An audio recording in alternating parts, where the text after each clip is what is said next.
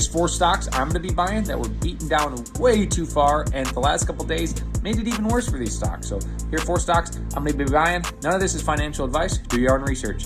Number 1, AMD. AMD was a steal at 130. It's a steal at 120. AMD even dipped a little bit below 120. Doesn't belong anywhere down there. AMD is one of the biggest chip manufacturers in the world. It's arguably better than Intel already, and it is a NVIDIA competitor right now.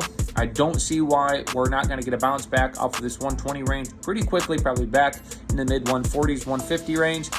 It's a growth company, guys. Their earnings are next month in January. I'm sure after earnings, we're probably going to be saying, man, I wish I would have bought. That's what I'm going to be doing. I'm going to be taking full advantage of the dip. That should have never happened.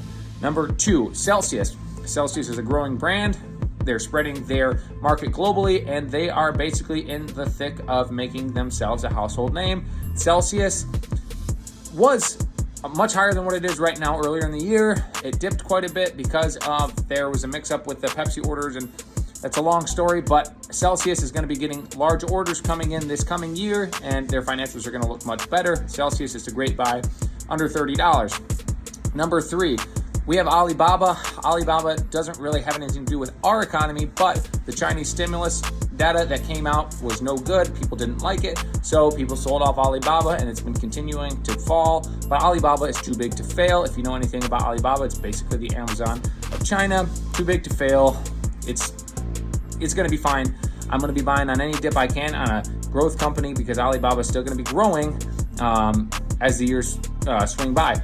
And number 4, Coinbase, which is probably one of my favorite investments right now. Coinbase is obviously down with the overall coin sector in general. Coinbase is in the high 280s right now, which feels like a steal because just earlier this month, it was probably pushing right around 350.